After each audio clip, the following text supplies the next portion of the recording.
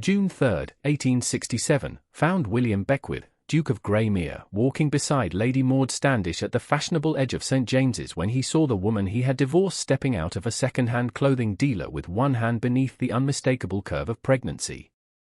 He stopped so abruptly that Maud took 2 more steps before realizing he was no longer beside her. London continued around them. Wheels rattled over stone. A groom called to a restive horse.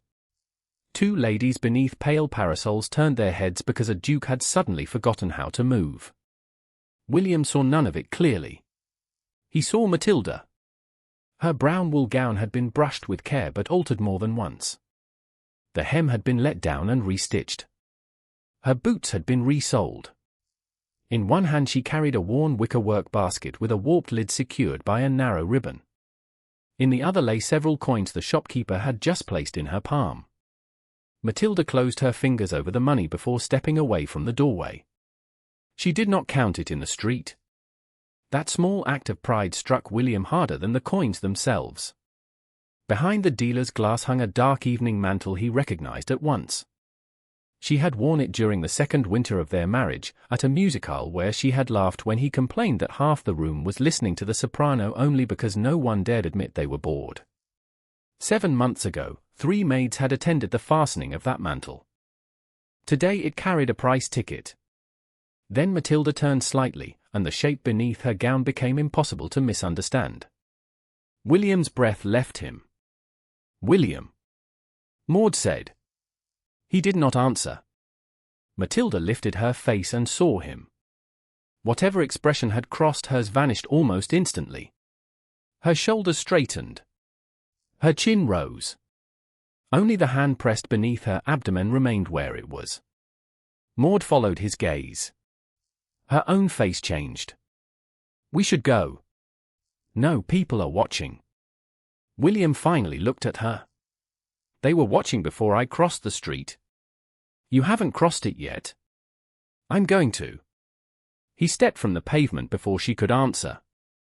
A carriage passed between them, forcing him to wait several seconds while Matilda stood beneath the dealer's awning with the stillness of someone refusing to be seen retreating. By the time William reached her, the shopkeeper had disappeared inside. Up close, Matilda looked thinner in the face than he remembered. There were faint shadows beneath her eyes. Yet nothing about her suggested collapse. She looked tired, proud, and entirely unwilling to make either condition convenient for him. "Your Grace," she said. The formal address cut with more precision than anger would have done. "Matilda." Her eyes moved once toward Maud, who had remained on the opposite side of the street, then returned to him. "I didn't expect to meet you here." "Nor I you." A brief silence passed. William knew he was staring at the child she carried. Matilda knew it too. "You may look," she said. Pretending otherwise would be absurd. He dragged his gaze back to her face. "I did not know." No, Maud crossed the street then, her pace controlled, her expression composed for the benefit of everyone who had noticed them. "Matilda," she said. "I hope you're well." Matilda regarded her. "That's generous of you." A flicker of color touched Maud's cheeks. William shifted slightly, placing himself between Matilda and the most curious line of sight from the pavement without thinking about it. He did not touch her. "May I take you somewhere?" he asked. "No, you shouldn't be standing here. I've stood in worse places." His jaw tightened. "You look tired." "That isn't quite the same as being helpless." "I didn't say you were." "You didn't need to." The answer stopped him. Months ago he would have replied at once. He would have explained what he meant, corrected what he believed she had misunderstood, and continued until his intention occupied more space than her objection. Now the evidence of that habit stood before him in repaired boots. William glanced toward the shop window again. "You sold the mantle." Matilda's fingers closed more tightly over the coins.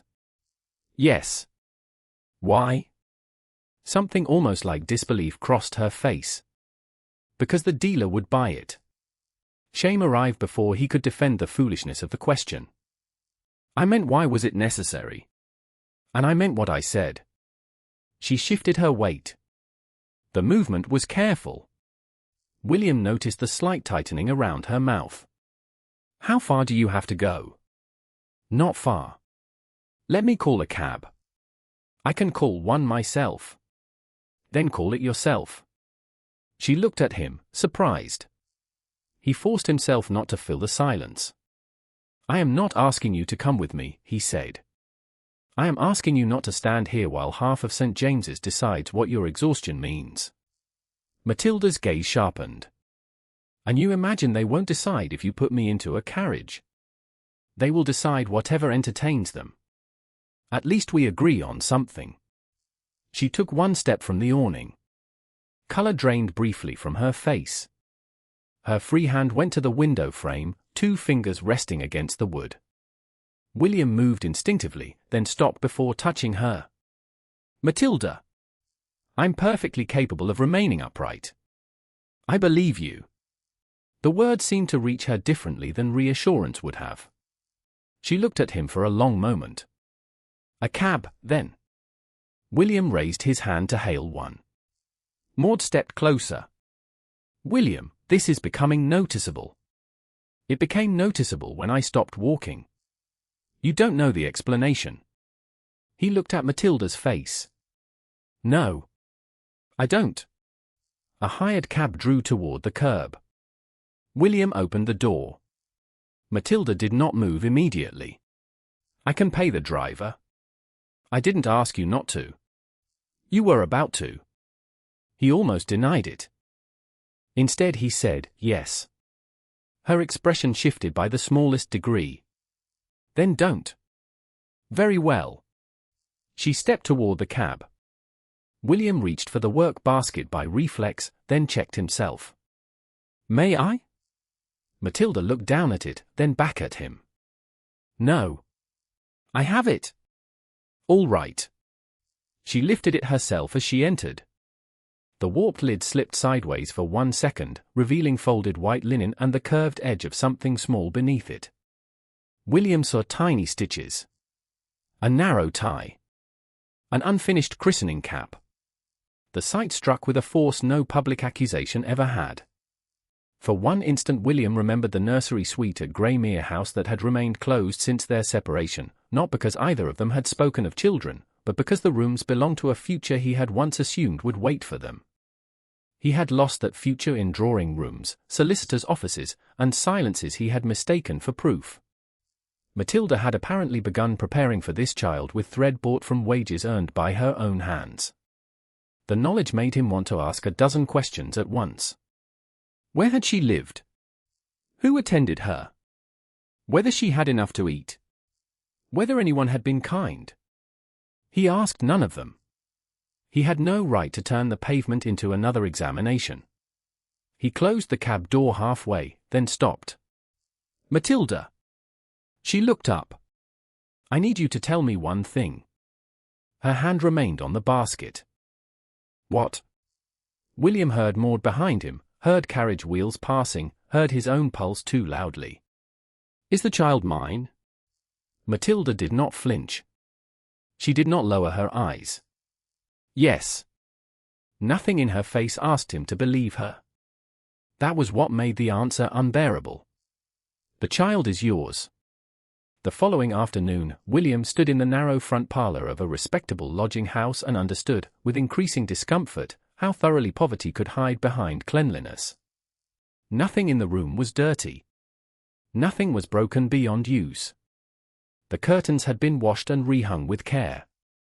The carpet had faded into several different shades of brown, but someone had brushed it until the worn places lay flat. A small fire had been allowed to die because June did not justify coal. On the table beside the window rested folded linen, a packet of needles, 2 spools of thread, and 3 shirts awaiting repair. William had never before considered that a room could look orderly and still announce that every shilling mattered. Mrs. Finch, the landlady, had received his card with visible astonishment and then refused to be intimidated by it. Mrs. Beckwith is resting at present, Your Grace. If she wishes to see you, I'll tell you. William had answered, of course, and waited. 10 minutes later Matilda entered wearing the same brown wool gown from the previous day, though the collar had been changed for fresh white linen. She moved more slowly than she once had, one hand brushing the back of a chair before she sat, but her face held no invitation to pity. Mrs. Finch remained in the adjoining room with the connecting door open. William noticed the arrangement and was grateful for it. Matilda noticed him noticing. Mrs. Finch believes in propriety. She appears sensible. She is. William waited until Matilda indicated the chair opposite hers. Only then did he sit. For several seconds neither spoke. The worn work basket from St. James's rested beside Matilda's chair. Its warped lid was open today. Inside lay the unfinished christening cap, a pair of cuffs waiting for new edging, and a gentleman's handkerchief with one corner pinned for embroidery. William looked at the work rather than at her pregnancy. "You sew for money?" Matilda threaded a needle before answering. "Among other things." "What other things?" "Mending. Fine repair when someone trusts me with it. Copying occasionally." She tied off the thread with practiced fingers. "Selling whatever remains mine when none of those pay quickly enough." William glanced toward the table where a neatly wrapped parcel sat unopened. "What is that?" Matilda's expression changed by a fraction. "Work that came back this morning." "Why?" The customer discovered who had done it. William looked at her. She continued before he could ask. "A lady from Marylebone wanted 3 collars finished before Friday." The stitching pleased her until someone told her the woman doing it was the divorced Duchess of Greymere. Her mouth curved without humor. Apparently scandal can travel through thread. William felt something tighten beneath his ribs. "Did she refuse to pay?" "She paid for what was finished. She declined the rest." "Because of the divorce?" "Because of what people believe caused it." The distinction landed exactly where she intended. William looked down at his gloves. "Yesterday changed what I thought I understood. Yesterday changed what you saw." Matilda drew the needle through linen. "Those are not always the same thing." No, he did not defend himself. "Why did you not tell me you were with child?" Her hand stopped. The room seemed suddenly smaller. Outside, a cart passed over the street stones, then faded away. "Because I found out after we had separated finally," she said. By then every conversation between us had become an examination. William did not interrupt. "I would say what happened. You would ask why 3 other people remembered differently. I would tell you I did not know. You would ask what reason they had to lie. I would tell you I did not know that either." She lifted her eyes. "Eventually I understood that my own memory was the only evidence you considered insufficient." William absorbed the words without moving. "And the child? I would not carry an unborn child into that same room and ask whether you believed me about him or her. I would have believed the dates." Matilda's face hardened. "That is not better." He realized it almost at once. "No, you see why." "Yes." William leaned back rather than forward. "For what it is worth, I am not asking you to prove paternity now." Her gaze remained wary. "Why not?" "Because I know where I was in November. I know where you were. We were still husband and wife." Color touched her cheeks, but she did not look away. "So your arithmetic has become charitable?" No, his voice was quiet. "My arithmetic is not charity. It is simply late." That silenced her for a moment. William let the silence stand. The old impulse to fill every uncomfortable space with explanation had already done enough damage. His eyes returned to the sewing. "Do you have enough?" Matilda's expression closed again. "For what?" "Rent. Food. The confinement." "Usually." "Usually is not an answer." "It is the answer." "Matilda." "William." The use of his name stopped him more effectively than the title had the day before. "If something unexpected happens, I manage it. You are nearly 8 months with child." I am aware. Then allow me to help. With what? Everything. Matilda set the linen down. No, his jaw tightened. You have not even heard, he stopped himself. Matilda saw it. The silence that followed was different. Go on, she said. William chose his words more carefully. I want to pay reasonable expenses connected to the child. A physician. A midwife. Medicines if prescribed. Whatever is necessary for the confinement. Matilda studied him. And the rent? I would prefer to pay it. No food. No a better house. No an allowance. No, each answer came without hesitation. William looked toward the faded curtains, then at the parcel of rejected sewing. You would rather sell your clothing? I would rather decide which help I accept. Those are not the same thing. They are when the person offering help is accustomed to turning preference into arrangement. The words cut because they were accurate. William folded his gloves once across his knee. Then tell me the boundary. Matilda's expression shifted slightly. Perhaps she had expected argument rather than invitation. The child is yours. You may pay reasonable medical expenses connected directly to the pregnancy and confinement. You may contribute to what the baby needs after birth, provided I approve what is purchased. The physician answers to you. Her eyes narrowed. Yes. Not to me because I pay the bill. Yes. Transport to appointments, if you approve it. If I approve it. No rent. No allowance. No house. Correct. William inclined his head. Then those are the terms. Matilda looked at him for several seconds as though waiting for the condition he had hidden behind them. He added none. The child moved suddenly beneath her gown, and she pressed one hand low against the motion. William noticed, then deliberately looked back at her face. Thank you, she said at last. The words were restrained but not cold. William glanced toward the work basket. It sat just beyond easy reach of her chair. Without thinking, he rose and extended a hand toward the handle. Matilda's shoulders tightened. He stopped before touching it. May I? Her eyes went from his hand to the basket. Only closer. Only closer. She nodded. William lifted the worn basket and placed it beside her chair. It weighed almost nothing. The christening cap shifted within, exposing several tiny unfinished stitches along the edge. He lowered the lid rather than look longer than invited. When he sat again, Matilda rested one hand over the basket handle. There is something else, William said. There usually is. Yesterday made me question the divorce evidence. Her face became still. Do not investigate me again because guilt has finally become inconvenient. I am not asking you to defend yourself today. Then what are you asking? William met her gaze. Whether there was anything in the Bloomsbury matter that never made sense to you, even after everyone else decided it did. Matilda looked down at the warped lid beneath her fingers. For several seconds she said nothing.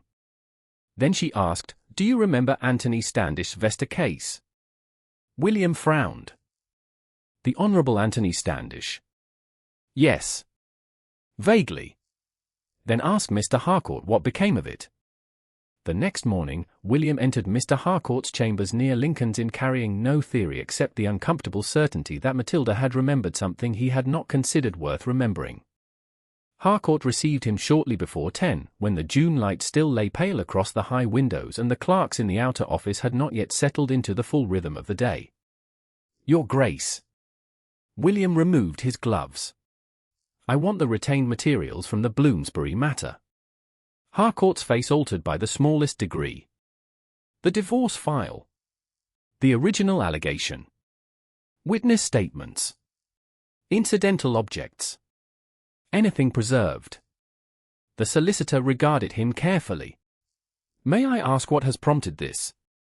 Matilda mentioned Anthony Standish's Vesta case. Harcourt's brows drew together.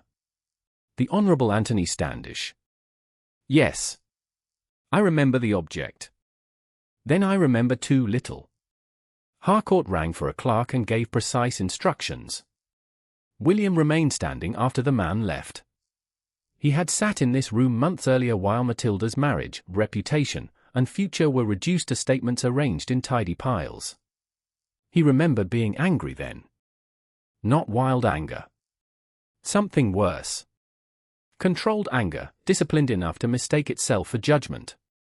Every new witness had made him feel less uncertain.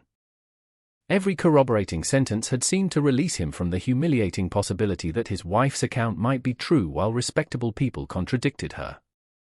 Harcourt had never told him what to believe. William understood that now. The solicitor had presented evidence. William had chosen the comfort of certainty.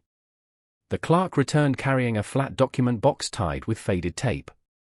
Harcourt dismissed him and placed the box on a side table.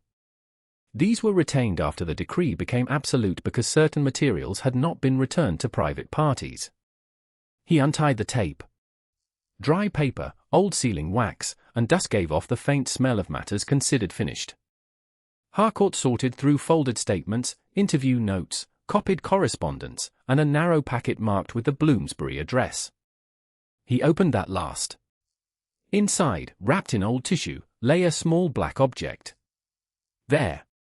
William stepped closer. The vesta case was black japanned metal, worn smooth in places, with a narrow gilt edge chipped at one corner. 2 initials were engraved on the front. A guess. The object was ordinary enough to have been ignored. William found that more disturbing than if it had looked dramatic. Anthony admitted it was his. Yes. Harcourt unfolded a statement. He said he visited the lodging after the accusation became known, intending to learn whether the rooms had been used for clandestine meetings before. He acknowledged dropping the case there. William stared at the initials.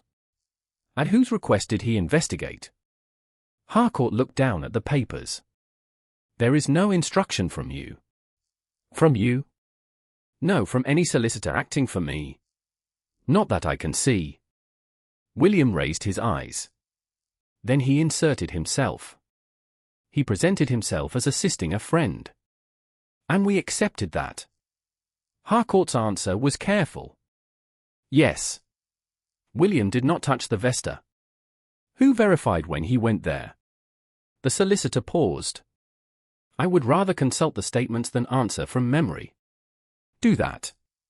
Harcourt searched through several pages, then another packet. The silence stretched long enough to answer before he spoke. No independent witness specifically confirms Lord, he stopped and corrected himself. Mr. Standish claimed that his visit occurred only after the scandal was known. William's jaw tightened. Yet his property was in the room. Yes. And his explanation was accepted because he gave it. Essentially.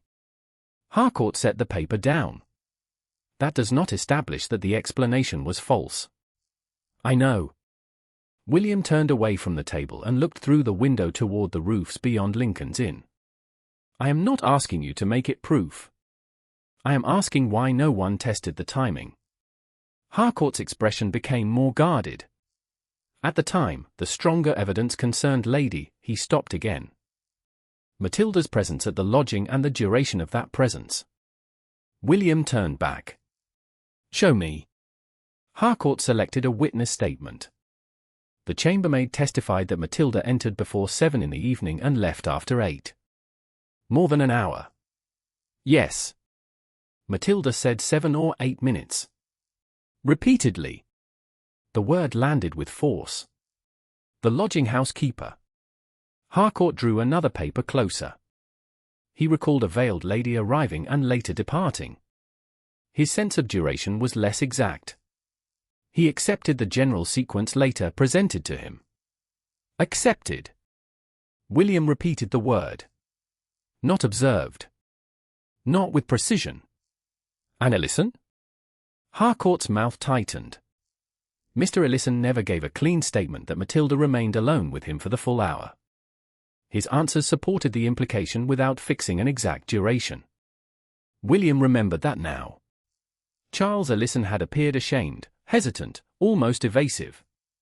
William had interpreted every incomplete answer as evidence of intimacy rather than cowardice. So the one witness most definite about the hour was the chambermaid. Yes. Matilda's account never changed. Harcourt looked directly at him. No. William rested both hands on the edge of the table. For a moment, neither man spoke. The solicitor finally said, "There is something else." William straightened. "What?" Harcourt opened a thinner file containing correspondence from the weeks after the accusation. "At the time I considered this merely social interference.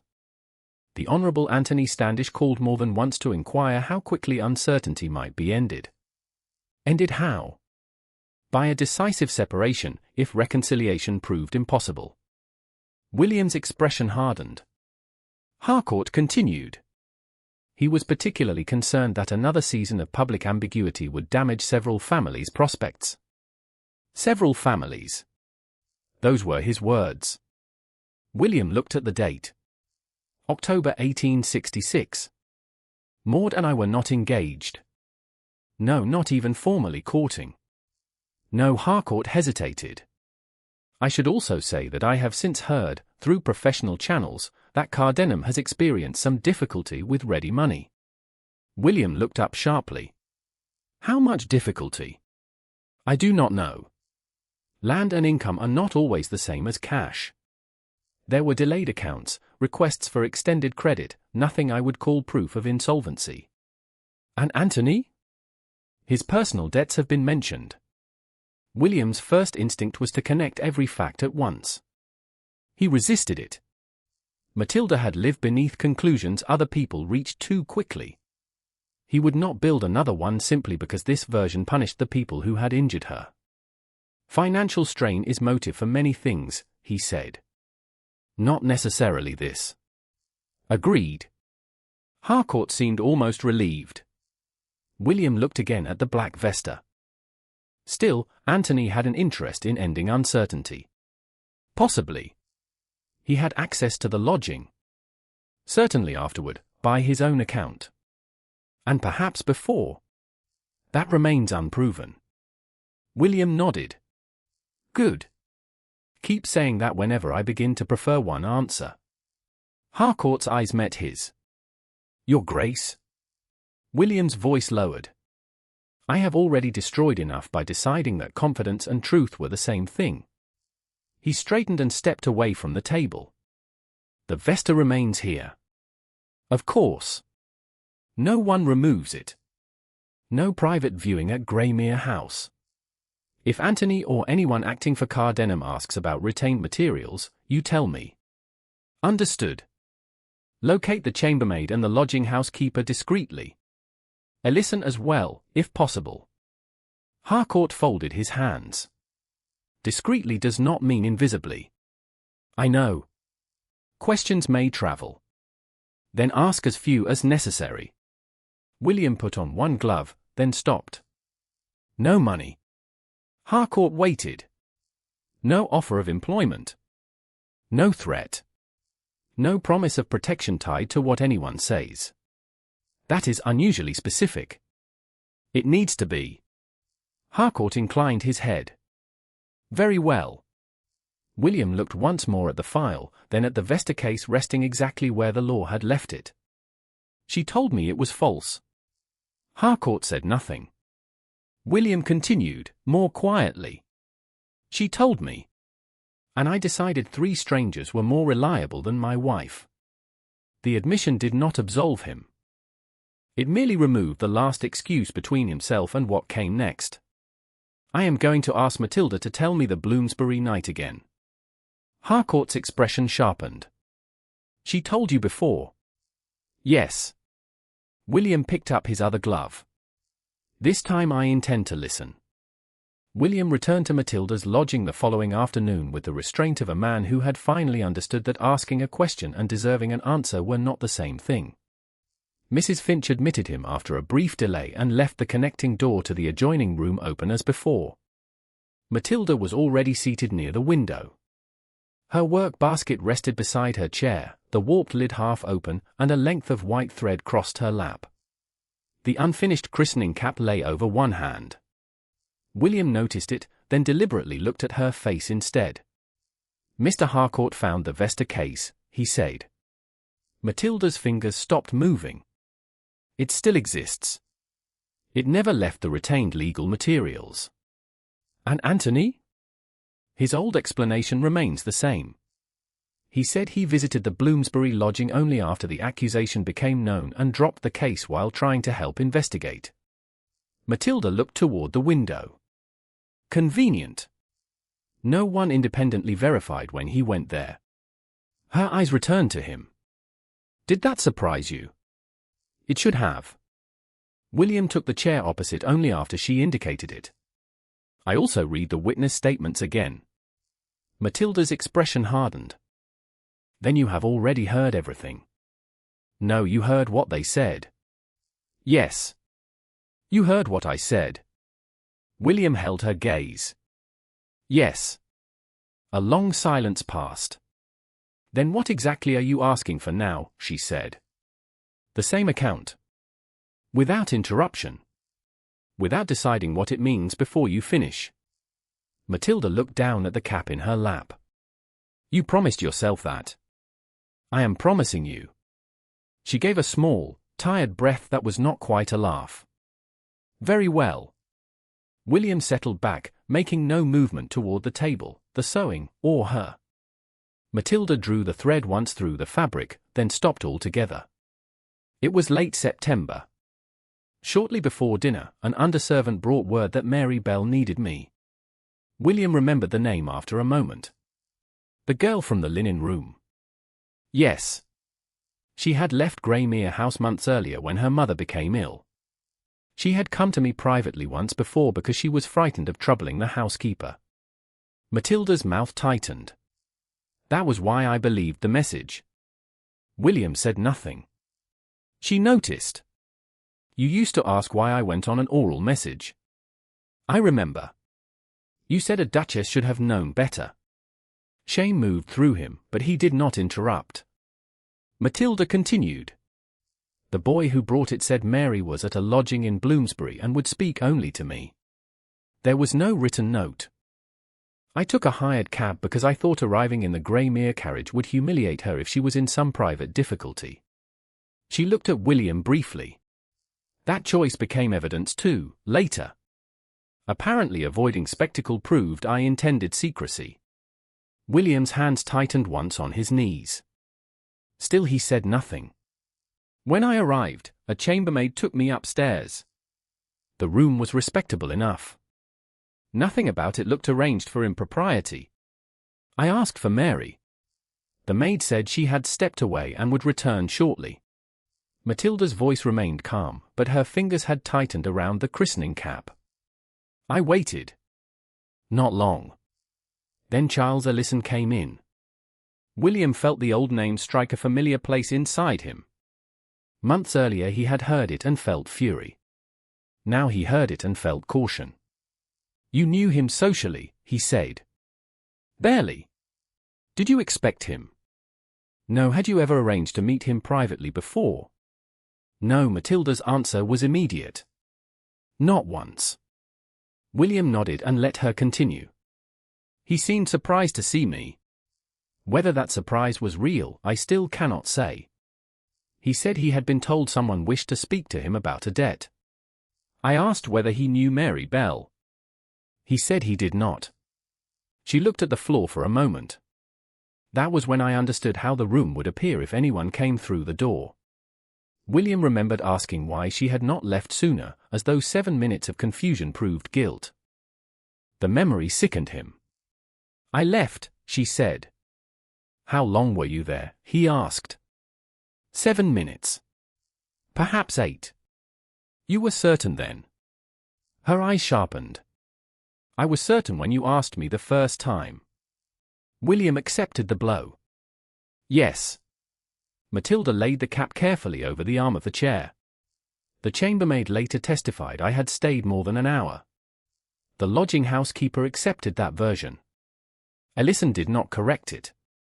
And you asked me why 3 people would lie. I did. I told you I did not know. I remember. You asked what motive they had. Yes. I told you I did not know that either. Her voice did not rise. You required me to explain every person who contradicted me before you would allow my own account to count. William looked at her. You are right. The answer seemed to disturb her more than denial would have. That is all. No defense would improve it. Matilda's eyes lowered. The child shifted beneath her gown. She adjusted her position slowly, one hand pressing beneath the curve of her abdomen until the discomfort passed. William remained still. There was one detail I did not think about properly until later, she said. The smell. What smell? Tobacco. William leaned forward slightly, then stopped himself from coming closer. Ellison smoked. Not the kind I mean. What kind? Turkish tobacco. Strong. Sweet in an unpleasant way. Anthony used to smoke it after dinner at Greymere house because he liked everyone to know it was expensive. William remembered instantly. Anthony in the smoking room, laughing as he offered the imported tobacco around. The scent had clung to curtains long after the men left. You smelled it in the Bloomsbury room. Before Ellison arrived. Strongly. Strongly enough that I noticed. William felt the first true shift in the old chronology. Did you tell anyone? No. At the time, it meant nothing. Later, once Anthony said he had visited the room after the scandal, everyone treated the smell as if it naturally belonged to that later visit. Matilda looked at him directly. But if his statement about timing is true, why did the room already smell of it when I arrived? William forced himself to answer carefully. Someone else could have smoked the same tobacco. Yes. Anthony could have been there earlier. Yes. Neither is proof. No, her shoulders eased by a fraction. Good. Good? You are finally allowing uncertainty to remain uncertainty. The words landed quietly. William looked toward the work basket. And the vesta? The same problem. Everyone accepted that Anthony dropped it later because Anthony said he dropped it later. Matilda picked up the cap again. His explanation received courtesy. Mine required proof. William lowered his gaze. I know. Do you? I am beginning to. Another movement passed beneath Matilda's hand. This one was stronger. She inhaled sharply and leaned back. William rose at once. What is it? Nothing dangerous. Her expression softened despite herself. The child is pressing where there is very little room left. William stopped several feet away. Another movement showed faintly beneath the fabric of her gown. His hand lifted by instinct, then halted in the space between them. He lowered it. I am sorry. Matilda looked at him. For what? Presuming. Several seconds passed. Then Matilda reached out. William. He looked at her hand. Come here. He crossed the distance slowly. Matilda took his right hand and guided it to the side of her abdomen. Her fingers rested over his knuckles. For one breath nothing happened. Then the child moved firmly beneath his palm. William went utterly still. Wonder crossed his face before he could hide it. Matilda watched him, watching the place where their child had moved. The moment held no forgiveness and no promise. It was simply real. Her hand remained over his for several seconds longer than necessary, then she released him. William stepped back immediately. A knock sounded from the hall. Mrs. Finch appeared with a folded note. For His Grace. A messenger from Mr. Harcourt. William opened it. The message contained only 2 lines. He read them once, then again. Matilda's expression changed. What is it? William lifted his eyes to hers. They found the former chambermaid. Matilda went still. And? William folded the note carefully. When told Greymere was asking for her, she said, "I won't be bought twice."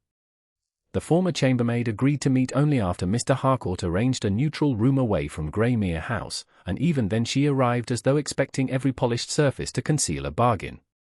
The room belonged to a solicitor Harcourt knew professionally but did not employ, a narrow second-floor chamber with plain chairs, a cold grate gone cold for summer, and windows overlooking a lane too ordinary to attract fashionable traffic.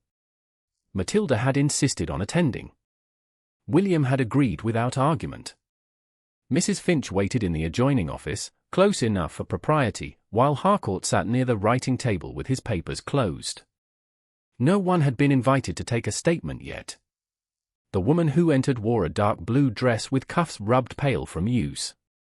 She looked younger than William had expected and more tired than her years justified.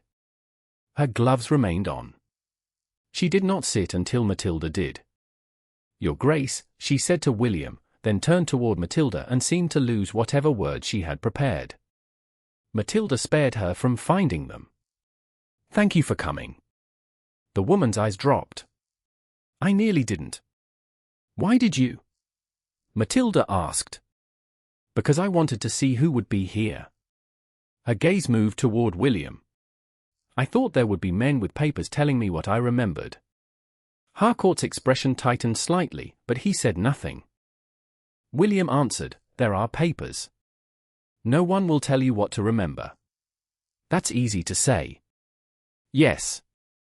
He remained standing until she chose a chair.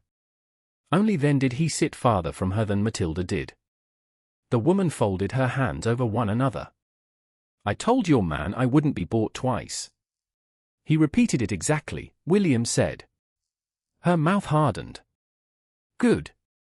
Matilda studied her face. "Were you bought the first time?" For several seconds, the woman did not answer. Outside, wheels passed along the lane and faded. "My father owed money," she said at last. "Rent. Food accounts. A loan he took when he couldn't work for 3 months." "Was he ill?" Matilda asked. "His lungs were bad that winter." "Not dying. Just bad enough that no one wanted to hire him for heavy work." Her fingers tightened. "We were behind everywhere." William felt the shape of the answer before she reached the name. "Who knew?" he asked. She looked at him. "Anthony Standish." Harcourt's attention sharpened. "The Honourable Anthony Standish." "Yes." The woman gave a bitter little smile. "Honourable." Matilda did not react to the word. "How did he know about your father's debts?" "I don't know. That frightened me almost as much as the money." She looked down at her gloves. "He knew what was owed to the landlord. He knew what was owed to the grocer. He knew the lender's name."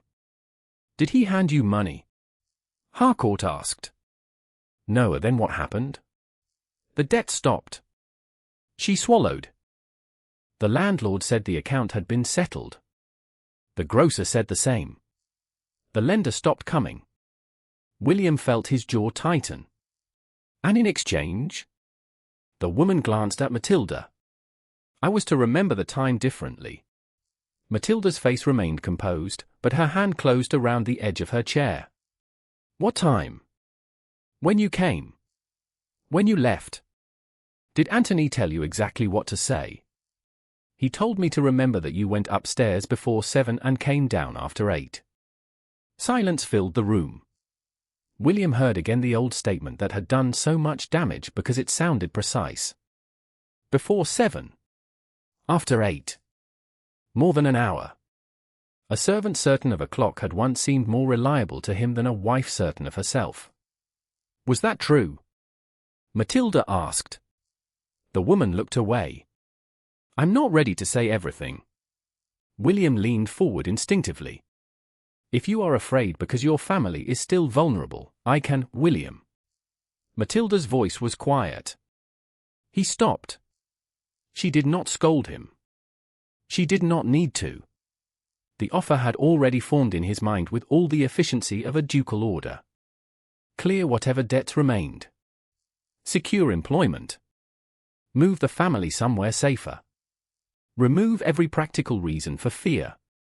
He looked at the woman and understood how easily generosity could become evidence against the truth. I was going to offer help, he said. Matilda met his gaze. I know. And you think I should not? Not if help depends on what she says. It would not. Would anyone believe that afterward? The question ended his argument. Matilda turned back to the chambermaid. If Greymere pays your family today and you change your evidence tomorrow, what will people say? The woman's expression twisted. That I took the better price. Exactly. Matilda's voice softened. I will not clear my name by making yours worthless. The chambermaid stared at her. Something in her face altered, though fear remained. William sat back. Then no money, he said. No employment. No payment of family debts. Nothing conditional upon testimony. Harcourt gave a small nod, recording the rule mentally rather than on paper. The woman looked at William. And if I say nothing? Then you say nothing. If I walk out now? You walk out. You won't make trouble for my brother. No, she searched his face as though expecting him to qualify the promise. He did not. Matilda asked, do you want advice before you decide what to do? From him?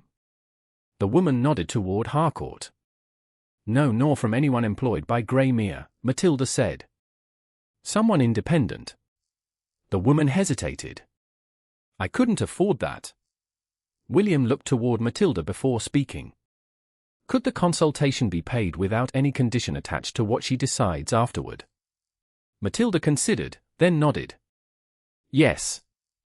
The advice is not payment for a statement.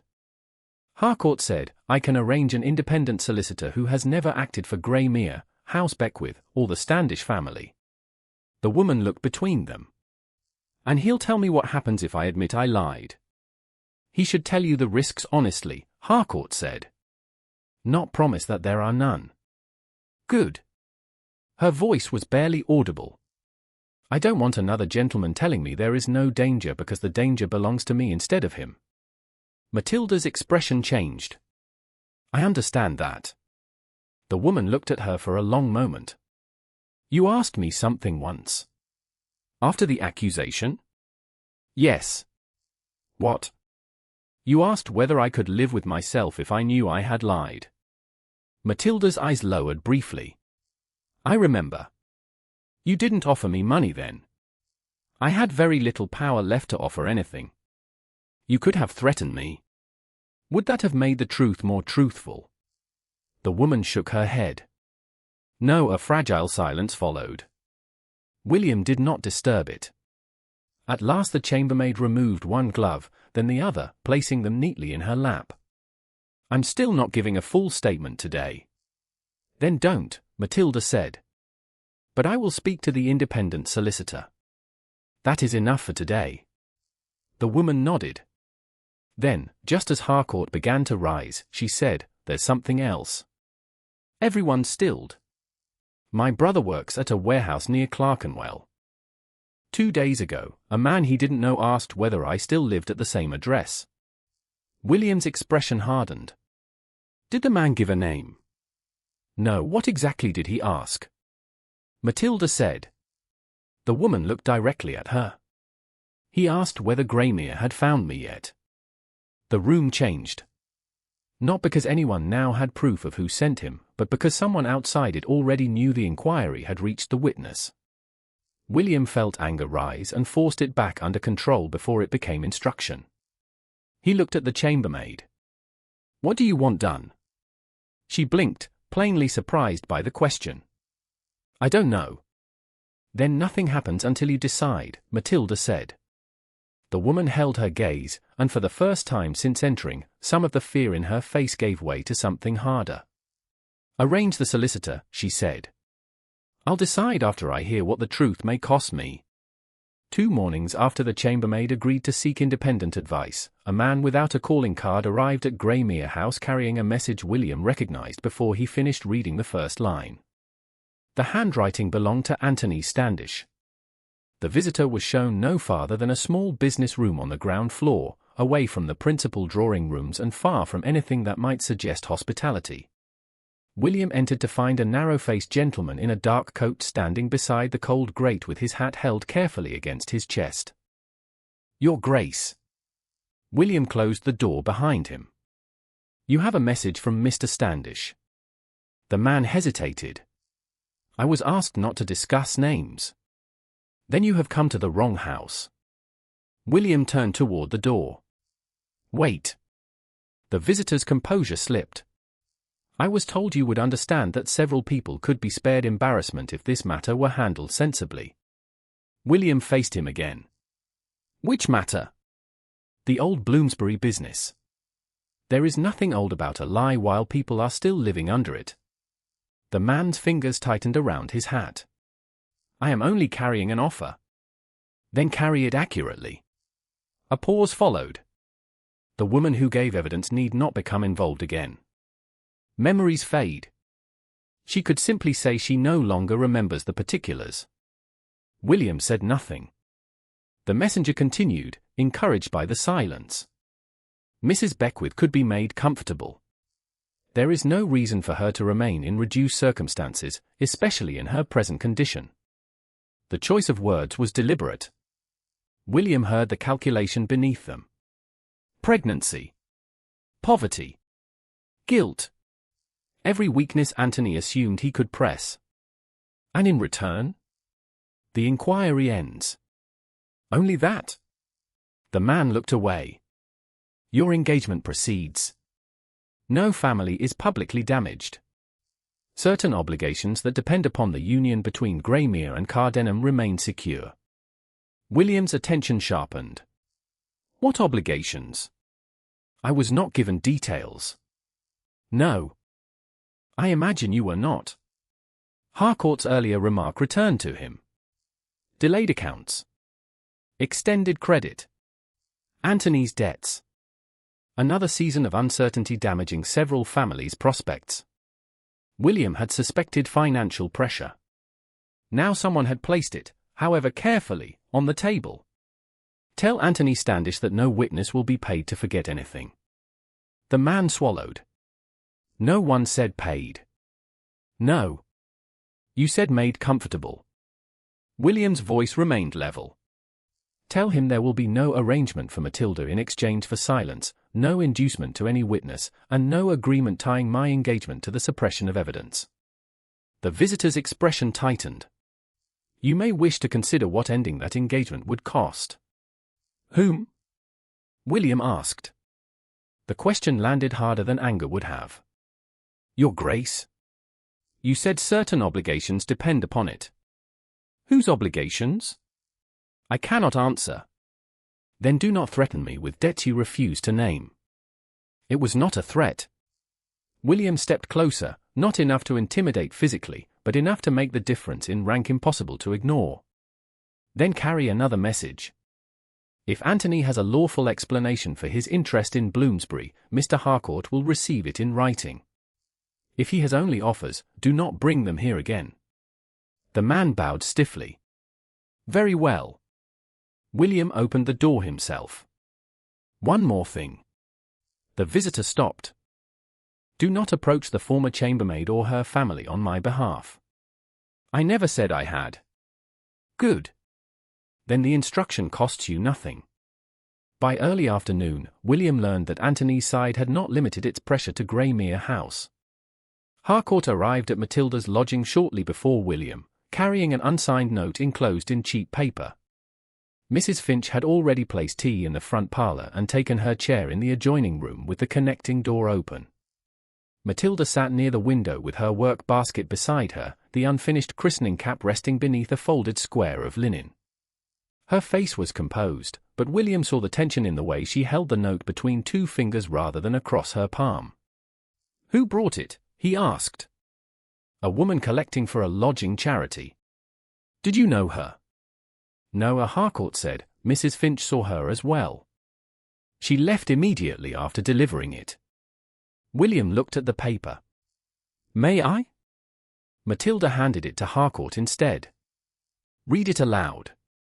Harcourt unfolded the sheet.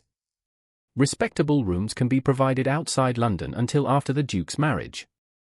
An allowance sufficient for the lady and child will be arranged.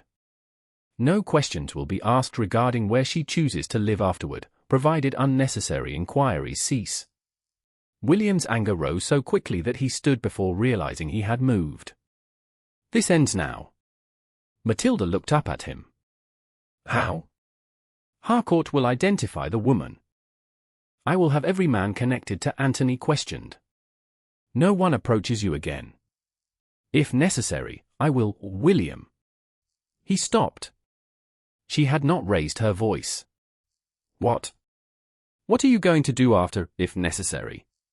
He opened his mouth and found the answer waiting there. Arrange guards. Move her. Issue instructions. Remove choice before danger could reach it. He closed his mouth. Matilda watched him. You are frightened. Yes. So am I. That silenced him more effectively than accusation. She continued. But fear does not make your decisions mine. William looked at Harcourt, then back at Matilda. What do you want done? Her expression shifted. It was a small change, but he saw it. You are asking. Yes. And if I choose something you dislike? I will dislike it. A faint breath of amusement touched her face despite the tension. That is not the same as answering. Then I will answer properly. I will still follow your decision unless there is an immediate danger you cannot reasonably know about. Matilda considered him for a moment. Very well. The inquiry continues. Agreed. No threats to witnesses. Agreed. No payments. Agreed. No employment offered in exchange for testimony. Agreed. No moving me out of London because someone else wants me invisible. Agreed. She looked toward the unsigned note. Nothing that purchases a lie. Nothing that purchases the truth. William repeated quietly, nothing that purchases either. Harcourt inclined his head. I will make that the governing instruction. Matilda continued, and the chambermaid's independent solicitor remains independent. If she decides after receiving advice that she will say nothing, that must be allowed. William felt resistance rise inside him. If the woman remained silent, months of inquiry might end in uncertainty. Matilda saw the hesitation. Even then, she said. William looked at her. This was the test. Not whether he could behave well when truth promised to reward him, but whether he could accept another person's freedom when it might leave him without the answer he wanted. Even then, he said. Harcourt gathered the note. I understand. There is something else, William said. Both looked at him. An intermediary came to Greymere House this morning. He said several obligations depend upon my marriage to Maud. Matilda's eyes narrowed. Financial obligations? He would not specify. Harcourt said, that agrees with what we already suspected about Cardenham's cash position. Matilda looked toward the window.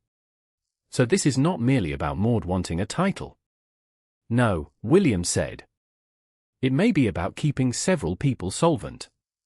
That makes them more dangerous, not less. Yes. The word came without hesitation. Harcourt rose. I will see Mr. Bell about the chambermaid's consultation and make no other move without informing you both. After he left, William remained where he was. The room grew quieter. Matilda rested one hand over the child and closed her eyes briefly as it shifted beneath her gown. He did not approach. I thought you would overrule me, she said. William looked at her. So did I. Her eyes opened. For 1 second, genuine humor softened them. That is not reassuring. It is accurate. He sat opposite her. I am learning that accuracy is occasionally less graceful than reassurance. Matilda looked at his hands. One rested on his knee. After a moment, William turned it palm upward but did not extend it toward her. No request. No pressure. Simply an offered place. Matilda stared at it long enough that he assumed she would ignore the gesture. Then she placed her hand in his. William closed his fingers only after hers settled fully against his palm. The contact was warm, steady, and longer than the brief touch over their child had been. He did not pull her closer. Matilda's thumb moved once against his knuckles. Then her fingers tightened around his. "Do not mistake this for forgiveness," she said. "I won't." "Or reconciliation." "I won't." "Then what do you think it is?" William looked at their joined hands. "Trust enough for 1 minute." Matilda's gaze lifted to his. Before either could say more, Mrs. Finch appeared in the doorway holding a small folded note. This came from Mrs. Albright in Hanover Square. Matilda released William's hand and opened it. Her expression changed as she read. "What is it?" William asked. She handed him the note. The message was brief. Lady Maud Standish had been asking, with carefully casual interest, whether Matilda still attended St. George's, Hanover Square on Sundays. William read the line twice. Matilda looked toward the unfinished christening cap beside her. "It appears," she said quietly, "that Maud has chosen where she wants the next audience." By Sunday morning, Matilda had decided that if Lady Maud Standish intended to turn St. George's, Hanover Square into a stage, she would not be driven from the church merely to deny her an audience. Mrs. Finch disagreed with the wisdom of the choice but not the right. "We can attend elsewhere," she said as their hired carriage turned toward the square. "I know. No one would call it cowardice." Matilda adjusted one glove over fingers made slightly swollen by pregnancy. "They would not need to. I would know why I stayed away." Mrs. Finch looked at her for a moment, then nodded. "Then we go in, we sit, and we leave before you are tired. That is the plan." The morning was bright, and the broad portico of St. George's seemed built to magnify every arrival. Carriages drew up in succession. Footmen opened doors. Women in pale summer silks moved beneath parasols before surrendering them at the entrance. Matilda stepped down carefully, waiting until the child settled from an uncomfortable pressure low in her abdomen. She had chosen a dove-grey gown altered neatly for her condition and a bonnet without fashionable extravagance. Nothing about her appearance invited pity. Nothing could prevent notice. She felt it almost at once. A gentleman who had once dined at Greymere House bowed with excessive formality. His wife gave Matilda a quick, uncertain smile before looking away. Near the church doors, a woman Matilda recognized from 2 seasons earlier drew her skirts half an inch aside as Matilda passed, a movement so small it could be denied if challenged and so deliberate it could not be misunderstood. Matilda kept walking. Mrs. Finch's arm brushed hers. "Do not," Matilda murmured. "I wasn't going to say anything." "You were going to breathe very loudly." Mrs. Finch gave a soft huff. "That remains my privilege." Inside, the church offered no refuge from curiosity. Conversation softened rather than ceased. Matilda had attended here often during her marriage, and habit betrayed her before malice did. An elderly attendant recognized her and moved automatically toward the Greymere family pew. "This way." Matilda stopped. "Thank you, but we will sit farther back." The man blinked, confused by memory, status, and the altered shape of her life. "I beg pardon." "I thought, there is nothing to apologize for." She indicated an ordinary pew with sufficient space near the aisle. "There will do." "Of course." Matilda had taken only one step when Lady Maud's voice reached her. "How sensible." Matilda turned. Maud stood near the Greymere pew with her mother and 2 ladies whose expressions had already sharpened with interest. She wore pale cream trimmed with lavender and looked entirely prepared for accidental conversation. "Lady Maud." Maud glanced at the ordinary pew Matilda had chosen. "I am glad there is no misunderstanding." "About where I intend to sit?" "About several things." Mrs. Finch moved half a pace closer. Matilda kept her attention on Maud. "Then we agree. I have no wish to occupy a place that is no longer mine." One of the women beside Maud lowered her eyes, perhaps disappointed that the first opening had failed. Maud smiled. That is gracious. It is accurate. Accuracy has become rather important lately. Matilda heard the second meaning at once. If you have something to say it clearly. Maud's smile thinned. There is no need for hostility. Clarity is not hostility. A few nearby heads turned more openly now. Maud glanced toward them, measuring the room. Very well. It would be uncomfortable for everyone if former family privileges were treated as though nothing had changed. I have asked for none. No? Maud's gaze dropped, briefly and unmistakably, to Matilda's pregnancy. Some claims are more difficult to separate from former privileges than others. Heat rose beneath Matilda's collar, but she kept her voice level. Which claim? Maud hesitated. That was the danger of being forced to make cruelty explicit. The child. Mrs. Finch inhaled sharply. Matilda did not move. What about the child? There are questions. Whose? Society's. Society has never lacked questions when answers would inconvenience it. One of Maud's companions looked away. Maud's composure hardened. You cannot expect the Greymere family to absorb every consequence of a former marriage. Matilda's hand settled over the curve beneath her gown. The Greymere family has not been asked to absorb anything. And yet you appear here. At church. You know what I mean. Yes, Matilda said. I do. I am making you say it. The first notes from the organ had not yet begun. The silence around them felt larger than the actual space. Then movement near the entrance disturbed it. William had arrived. He came with an older relation and one gentleman from his household, but he seemed to register the tension before either companion understood it. His gaze found Matilda, then Maud. He walked toward them without haste. The attendant at the Greymere pew opened the small gate automatically. William stopped beside it. William, Maud said, relief flickering across her face. This is becoming unnecessarily awkward. I heard enough to know that. The attendant waited.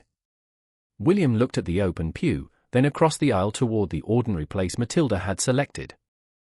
He did not move immediately. He looked at her instead. May I sit with you? The question landed more deeply than any declaration could have. Months earlier he would have decided where she belonged and expected gratitude for the decision. Now he asked before all the people whose judgment had once mattered too much to him. Matilda shifted slightly to make space. If you wish. I do. William closed the Greymere pew gate without entering and crossed the aisle. He sat beside Matilda, leaving a proper distance between them. No gesture could have been quieter. No gesture could have been more visible. Maud's face changed. William, people will misunderstand. He looked at her. They already have. Then do not encourage it. Encourage what? This display. Matilda felt the old instinct in him before he acted on it. The instinct to solve, declare, command the room. He mastered it. I asked permission to sit in a church pew, he said. That is hardly a display. Maud's voice lowered but sharpened. And the child? Are you going to ask permission before you let her use your name for that as well? William became very still. Matilda felt Mrs. Finch shift on her other side. Several people nearby stopped pretending not to listen. William spoke quietly. There is no uncertainty in me about the child. Maud stared at him. You cannot possibly know that merely because she says so. I know where I was in November. I know where she was. We were husband and wife. His eyes did not leave Maud's face. The child is mine. The words traveled without being raised. Matilda felt them strike the surrounding silence. A woman 2 pews ahead turned fully around. An elderly gentleman lowered his prayer book. Maud's color faded, then returned. Your guilt is making you reckless. William's jaw tightened. Before he could answer, Matilda spoke. His title may answer gossip. William turned toward her. Matilda kept her gaze on Maud and the people listening around them. It cannot answer for my character. No one moved. If I am believed only because the Duke of Greymere now believes me, then nothing has been corrected. My conduct does not become respectable because a powerful man changes his mind. William looked at her with something like pain, but he did not interrupt. Maud's expression became brittle. You are making this very difficult. No, Matilda said. I am refusing to make it easy. The organ sounded before Maud could reply. Conversation broke apart under the first swelling notes. William remained beside Matilda. He did not whisper. He did not reach for her. When the congregation rose, Matilda pushed carefully against the pew, but the child's weight made the movement slower than she intended. William extended one hand without touching her first. She looked at it, then placed her fingers in his long enough to stand. He released her immediately. That restraint mattered more than she wanted it to. After the service, they emerged beneath the portico into sunlight and waiting carriages. The whispers had already changed. Matilda heard fragments as people passed. Greymere acknowledged the child. He left his own pew. Lady Maud looked furious.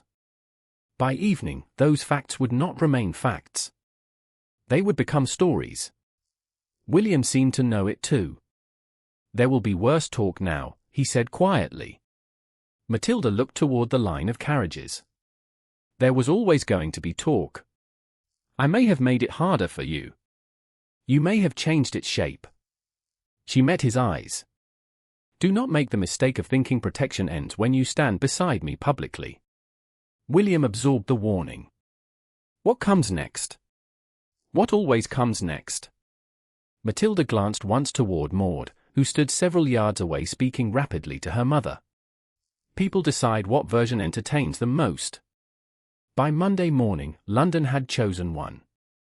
The divorced Duchess of Greymere was no longer merely an adulterous former wife. Now she was said to be the Duke's pregnant kept woman, maintained discreetly outside marriage while he prepared to wed Lady Maud Standish. By Tuesday afternoon, the rumour William had helped create at St. George's had reached enough drawing rooms to acquire the authority of repetition, and he made the mistake of believing speed could still protect Matilda from it. He heard the newest version first from an elderly cousin who called at Greymere House under the pretense of discussing a charitable subscription and then asked, with painful delicacy, whether it was true that he had maintained his divorced wife privately for months. William dismissed the story at once. By luncheon, a second visitor had heard that Matilda's lodging was paid by Greymere. By 2 o'clock, William had convinced himself that the danger was no longer gossip but housing. A landlord frightened by scandal could ask a tenant to leave. A woman nearing confinement could not search London for rooms without consequence. William told himself he was preventing that. He did not tell himself that Matilda had already forbidden him to pay her rent. Before the afternoon ended, a Greymere estate clerk carried payment to Mr. Pritchard, the agent who collected rent for Mrs. Finch's house, settling Matilda's account through Michaelmas. William added one instruction. No further payment was to be accepted from her before the child was born. The order took less than an hour to execute. Matilda discovered it the next morning when Mrs. Finch entered the front parlour holding a rent receipt she plainly did not understand. Matilda was seated beside the window with her work basket open and the christening cap spread over her lap. Several rows of tiny stitches now circled the edge, though one unfinished section remained near the ties. "My dear," Mrs. Finch said, "have you made another arrangement with His Grace?" Matilda's needle stopped. "No, Mr. Pritchard says your rent is paid until Michaelmas." Matilda did not move. "By whom?" Mrs. Finch's hesitation answered before her words did. "Greymere House." Matilda looked down at the cap, then placed it carefully inside the work basket and closed the lid. "Did Mr. Pritchard accept the money yesterday?" "His clerk says so." "And my payment?" "He has instructions not to take it." Mrs. Finch's expression tightened. "I told them I had never known you to miss a rent day." Matilda rose slowly, waiting until the child's weight settled before straightening. You have done nothing wrong. I should have asked questions. So should someone else. She sent William a note containing only one sentence. I need you to come to Mrs. Finch's house before you make any further decisions about where I live. He arrived within the hour. Mrs. Finch received him with a politeness so cool that even a duke could not mistake it for welcome. The parlour door remained open. Matilda stood beside the small table, one hand resting lightly against its edge. The rent receipt lay between them. William saw it and understood at once. You know. Yes. Matilda, I can explain. Then explain what you did. Not what you meant. The distinction stopped him. I paid the rent through Michaelmas.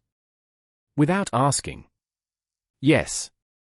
And told Mr. Pritchard not to accept money from me. William hesitated. Until after the confinement. Her eyes sharpened. You considered that an improvement. I considered it security. For whom? For you. No, the answer came quietly. For your fear. William's jaw tightened. There are stories circulating that you are kept by me. If your landlord believes those stories and decides the house has become troublesome, then I decide how to answer him. You are less than 2 months from giving birth. I know exactly how far I am from giving birth. He stopped. Matilda's hand moved briefly beneath the curve of her abdomen, more from discomfort than emotion. She waited until the child settled. You have stopped judging me without asking, she said. You have not yet stopped arranging me without asking. William looked at the receipt. The words found the same wound as her warning in Part 6 because he knew they were true. He had obeyed her rules when the problem belonged to witnesses. The moment fear concerned her body, her lodging, and his child, he had decided the rules could bend. I thought the risk justified acting quickly. That is what you thought before. He looked up. When? When 3 people accused me and you decided certainty was safer than listening. The comparison hurt because it was not exact and yet the underlying flaw was. I am not accusing you now. No. You are protecting me now. The method is changing faster than the instinct. William exhaled slowly. You are right. Matilda's expression shifted, but she did not soften. About what? I should have asked. Yes. I should not have paid your rent. Yes. And I should not have instructed anyone to refuse your money. Yes. William turned toward the open doorway. I will reverse it today. Matilda studied him. Without making Mrs. Finch or Mr. Pritchard suffer for obeying you. Without consequence to either. And the medical expenses. As agreed. Nothing beyond that without your permission. For several seconds she said nothing. Then, thank you. William nodded. The apology sat heavily between them because it had required action rather than language. There is another problem, he said. Matilda's mouth tightened. Of course there is. Maud already knows the rent was paid. How? This time William had an answer. Harcourt traced the gossip this morning.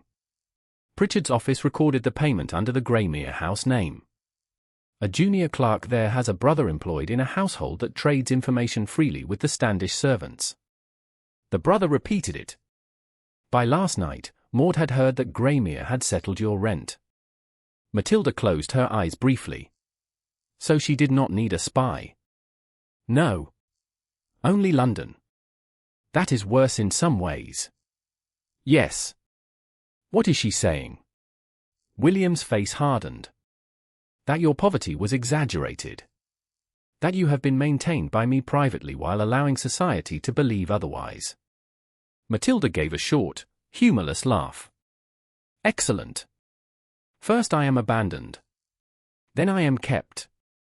I seem unable to disappoint everyone at once. I will correct it. Her gaze snapped to him. How? Wherever I hear it, I will say the payment was made without your permission and reversed at your insistence. Matilda considered. Only that. Only that. No statement from Greymere House. No letter circulated to families. No speech. Agreed. You dislike this. Very much. And? William met her eyes. It is still your decision. Something in her expression eased, though only slightly. Mrs. Finch appeared in the doorway with a folded note. This came from Mr. Bell's chambers. Matilda looked first at William, then accepted it. Mr. Bell was the independent solicitor Harcourt had arranged for the former chambermaid. Matilda broke the seal and read. Her face changed before she reached the final line. What is it? William asked. She handed him the note. Bell wrote that the woman had completed her first consultation, had requested a second, and wished to discuss making a truthful written statement. No money, employment, debt relief, or family benefit was to depend upon what she said. William read the words twice. She may speak. She may, Matilda said. And if she changes her mind? He looked at her. The question carried no challenge now. It was a measure of whether he had learned anything from the morning. William folded the note and returned it. Then she changes her mind. Matilda placed the letter beside the rent receipt. 2 pieces of paper lay on the table. One represented protection imposed too quickly. The other represented truth that could only matter because no one had purchased it. William looked from one to the other. I will see Pritchard before dinner. Good. He moved toward the door, then stopped. Matilda. She looked up. I am sorry. For the rent. For believing fear gave me permission to decide before you could speak. Her gaze held his for a long moment. Remember that the next time you are afraid. William inclined his head. I intend to. By evening, Matilda's rent had been restored to her own account, Greymere's money had been returned, and Mr. Bell had sent one more message. The former chambermaid would come on Thursday. This time, she was prepared to tell them what had actually happened in Bloomsbury. Thursday morning arrived with a pale wash of sunlight over London and attention none of them attempted to disguise. Mr. Bell's chambers were quieter than Harcourt's, smaller too, with fewer clerks and none of the polished authority associated with Greymere business. That was precisely why Matilda had chosen them. She entered with Mrs. Finch, who remained in the outer office, and found William already there but standing well back from the main table. He did not approach her until she had taken the chair nearest the window. Are you tired? He asked. Not enough to leave. Then I won't ask again. The former chambermaid arrived several minutes later accompanied by Mr. Bell himself. She wore the same dark blue dress Matilda remembered, though today her gloves were already off. She looked frightened, but not trapped. Bell closed the door and remained standing beside his desk. Before anything is said, I want the conditions understood by everyone. The woman nodded. No employment has been offered to you by Greymere House, House Beckwith, Mr. Harcourt, or anyone acting for them. Correct. Correct. No debt belonging to you or your family has been paid. Correct. No money has been promised if you sign a statement. No benefit has been promised to your brother. No, and I have advised you independently regarding the possible consequences of admitting that earlier evidence was false. Her mouth tightened. You have. Bell, Saturday you may still refuse to speak. The woman looked not at him, but at Matilda. If I walk out now, what happens to you? Matilda answered without hesitation. Whatever happens next. That isn't what I asked. I know. Matilda rested one hand beneath the curve of her abdomen. If you walk out now, I do not stop you. The woman's eyes searched hers. Even if this is your best chance to clear your name. Yes. Why? Matilda's voice remained quiet. Because I will not build my freedom out of another woman's fear. Something in the chambermaid's face gave way. Not into tears. Into decision. She sat more firmly in her chair and turned toward Bell. Then right. William did not move. Bell dipped his pen. Begin where you believe the truth begins. The woman drew a breath. It begins before she arrived. Matilda felt the child shift beneath her hand, but she barely noticed. Who arrived before me? Anthony Standish. William's expression hardened, though he said nothing. The woman continued. The Honourable Anthony Standish came to the Bloomsbury lodging before 7. I knew him by sight. He had been there once earlier that week. Bell asked, what did he do on the evening in question? He went upstairs to the room. He smoked. Turkish tobacco, the strong kind. He kept opening and snapping shut a black vesta case while he talked. Matilda's gaze met William's for 1 second. The tobacco. The vesta. 2 details now joined by a witness who had known neither of their private suspicions. Bell asked, describe the case. Black metal. Shiny in places. Gold around the edge, though one corner was chipped. His initials were on it. William's hands remained still, but Matilda saw his jaw tighten. The actual vesta remained where it had been throughout the inquiry, under solicitor custody. No one produced it. The woman's memory had to stand without prompting. What did Mr. Standish say to you? Bell asked. He said a lady would arrive. He said I was to remember the time carefully. Her face flushed with shame. He told me she must be remembered as entering before 7 and leaving after 8. Did you know which lady? Not until she came. Her eyes moved to Matilda. It was you. Matilda nodded once. What happened when I entered? You asked for Mary Bell. I told you she had stepped away and would return. Was Mary ever there? No, Matilda absorbed the answer even though she had long suspected it. Bell asked, how long did Mrs. Beckwith remain? The woman swallowed. 7 minutes. Perhaps 8. William lowered his eyes. Matilda kept hers on the witness. And Charles Ellison? He arrived near the end.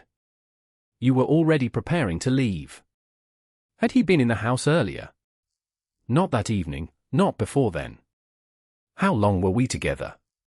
Matilda asked. A minute or 2. Perhaps less. You asked whether he knew Mary. He said no. You looked angry. Then you left. The room seemed to narrow around the simplicity of it. 7 minutes. A question. A stranger who should not have been there. Departure. The hour that had destroyed a marriage had not existed. Bell asked, what happened after Mrs. Beckwith left? Mr. Ellison stayed upstairs. Mr. Standish was there again. William's gaze lifted sharply. Again? Bell asked. Yes. Had he left the house before Mrs. Beckwith arrived? I thought he had gone down the rear stair. I don't know whether he left entirely or waited somewhere below. But he was there after she went. Matilda's fingers curled against her gown. And then? He told me what I was to say if questions came. He said no one would doubt a servant who sounded certain about a clock. William's face changed at that, but he still remained silent. Why did you agree? Bell asked. The woman looked down. My father's debts. Explain. Mr. Standish knew what was owed. The landlord, the grocer, the lender. He said they could all stop troubling us if I remember the time properly. And did they? Yes. Bell wrote for several seconds. Did Lady Maud Standish know of this arrangement? The chambermaid's breathing changed. For the first time since beginning, she hesitated. Matilda watched her carefully. You do not have to answer beyond what you know, she said. The woman nodded. She knew something. Bell asked, how do you know? Because Lady Maud came to the lodging the next day. William went very still. Did you speak with her? Yes. What did she say? The woman looked at Matilda. She asked whether everything had gone as expected. Matilda felt cold pass through her despite the warmth of the room. Anything else?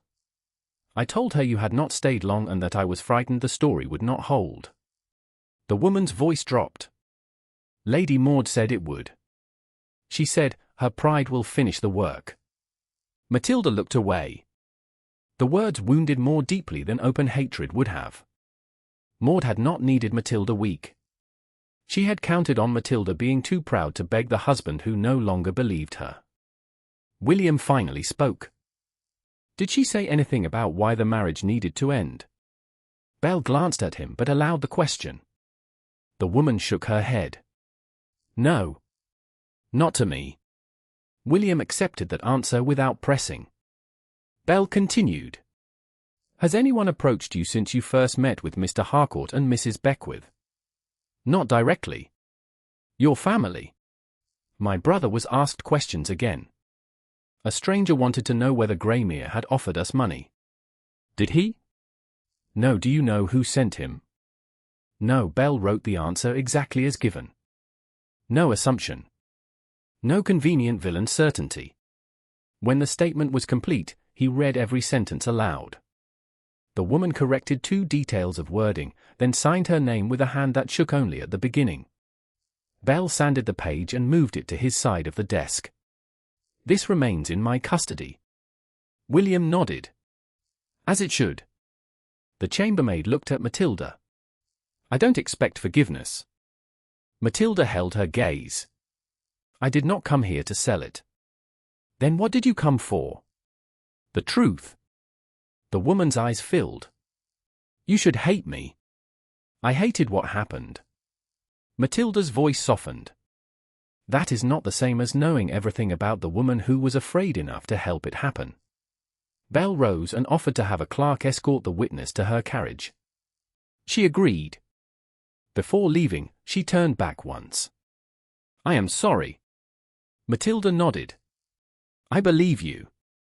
After the door closed, no one spoke for several seconds. William looked toward the signed statement but did not reach for it. This is enough to challenge the old case. Enough to begin, Belle said. Not enough to become careless. Matilda looked at him. What remains? Independent corroboration. Something that does not depend on a woman correcting her own false testimony. William understood before Belle continued. The lodging house keeper. Yes. Samuel Reeves. Retired now. He has agreed to meet. Matilda leaned back carefully, fatigue beginning to show beneath her composure. William noticed but did not comment. Will he speak? She asked. Belle's expression sharpened with interest. He says his memory of that evening begins with something very ordinary. What? Belle closed the signed statement and rested one hand over it. A hired cab waiting outside the house for a lady who was only meant to be upstairs a few minutes. Samuel Reeves remembered the cab before he remembered Matilda's face, and that single ordinary detail began dismantling the hour that had destroyed her marriage. He received them the following afternoon in modest rooms above his married daughter's shop near Holborn, where the windows rattled faintly whenever a heavy cart passed in the street below. Mr. Bell had warned them that Reeves disliked lawyers, fashionable scandal, and being told what his own memory ought to contain. Matilda considered that promising. William sat beside the window rather than near the retired lodging-house keeper. He had asked before they came whether Matilda wanted him present. She had said yes. Nothing more had been required. Reeves was a broad, white-haired man with the impatient expression of someone who had spent much of his working life watching respectable people behave badly behind rented doors. I won't give you minutes I don't remember, he said before Belle finished explaining the purpose of the visit. No one is asking you to, Matilda replied. Reeves looked at her carefully. You're the lady? Yes. His gaze dropped briefly to her pregnancy, then returned to her face without comment. I remember the cab. Belle opened his notebook. Why? The driver complained. Reeves rubbed one thumb over the head of his walking stick. Said he'd been told it was a quick call and wanted to know whether he was being kept all evening. I told him he'd been waiting no such thing. Matilda leaned forward slightly. Was the cab still outside when Mr. Ellison arrived? Yes. Reeves answered immediately. That is one thing I am certain of. The gentleman came through the front while the cab was still there. William's expression tightened. And Matilda? Reeves looked at him. She came down not long after. How long? Bell asked. Minutes. I told you, I won't invent a clock. But the driver had not left, changed horses, gone for supper, or grown old waiting. A trace of dry humor crossed his face. The lady came downstairs looking angry, got into the same cab, and went. Matilda felt a pressure beneath her ribs that had nothing to do with the child. And Mr. Ellison remained. Yes. Had he been in the house before I arrived? Not that evening. Reeves shook his head. I would have seen him pass the hall. Bell glanced at William, then asked, What do you remember of Anthony Standish? Reeves's expression became wary. More than I was encouraged to remember properly. William did not move. Tell us only what you remember. Reeves looked at him for several seconds, perhaps measuring whether the Duke truly meant it. Mr. Standish came before the lady. Matilda's fingers tightened over her gloves. You saw him? Yes. He had been to the house earlier that week, so I knew him. He went upstairs. Smoked something strong enough to cling to the curtains. Matilda's eyes met William's. Turkish tobacco. Reeves continued. Later he came down by the rear stair. Bell's pen paused. Why the rear stair? He asked where it was. Said he did not want to disturb the front hall. Did you see him leave the building? No, Reeves frowned. That is the difficulty. I assumed he had. After the lady left, I saw him upstairs again. William's voice remained controlled. So he either stayed somewhere in the house or returned. That would be my conclusion now. Did you give that account during the original proceedings? Matilda asked.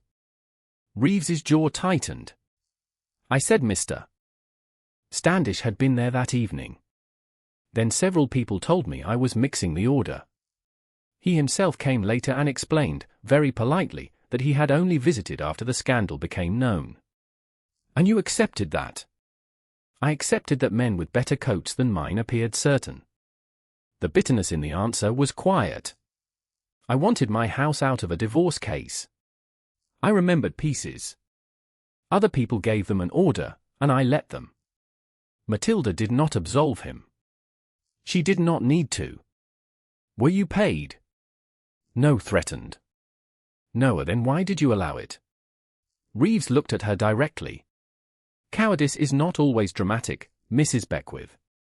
Sometimes a man simply decides that correcting an important person will cost more than remaining quiet. The honesty struck William visibly. Bell read back the 3 facts Reeves was willing to stand behind. The cab waited because the visit was expected to be brief. Ellison arrived only near the end, while the cab was still outside. Anthony Standish had been present before Matilda and used the rear stair. Reeves confirmed each point and refused to sharpen anything he could not truly remember. That restraint made the account stronger, not weaker. Less than an hour later, they were in Bell's chambers with Harcourt and the retained divorce materials laid out on the large central table. Harcourt had brought the narrow packet personally. The black Japan vesta case remained wrapped in old tissue until he placed it on a sheet of clean paper. No one passed it around. No one needed to. The chipped gilt edge and initials 8S were exactly as William had seen them before. Bell set Reeves's notes beside the chambermaid's signed statement and Anthony's original account. We now have 3 independent lines that agree on sequence, he said. Mrs. Beckwith's account never changed. The chambermaid now says 7 or 8 minutes. Reeves will not swear to minutes, but he remembers the cab waiting and Mr. Ellison arriving only shortly before Mrs. Beckwith left. Harcourt added, and Mr. Standish's original statement places his own visit after the accusation became known. William looked at the vesta case. But the chambermaid remembers him using this before Matilda arrived. Yes, Belle said. She also remembers the Turkish tobacco. Matilda spoke quietly. And Reeves independently remembers the same smell before I arrived. Belle nodded. Correct. Harcourt unfolded another page. Mr. Standish's explanation for the case depends upon his later visit. If he was already in the room before Mrs. Beckwith arrived, that explanation fails. William stared at the papers. The case itself proves nothing alone. No, Belle said. That distinction matters. But the chronology does. The chronology matters greatly. Belle arranged the facts without drama. Matilda entered because she had been summoned to help Mary Belle. Mary was never there. Anthony had been present beforehand. The room already carried his tobacco. The chambermaid had been instructed to create a false hour. Matilda remained only minutes. Ellison arrived near the end. The waiting cab remained outside. Anthony was seen in the lodging again after Matilda left. His later statement denied precisely the timing the witnesses now independently restored. William looked at the old papers that had once given him such terrible comfort. There was never an hour. Belle answered carefully. The evidence now strongly supports that the hour described in the original case was manufactured. William turned toward Matilda. You told me that. Yes. You told me Ellison appeared unexpectedly. Yes. You told me the visit was brief. Yes. He looked down. And I asked why everyone else would lie. Matilda's expression did not change. You did. I kept telling myself I did not have enough information to trust you. She was silent. William forced himself to continue. That is not true. Harcourt and Belle both remained still. I had enough information to doubt them. Reeves was never precise. Ellison never gave a clean duration. Anthony inserted himself into the inquiry. His property was found in the room. Your account never changed. His voice lowered. I did not lack reasons to hesitate.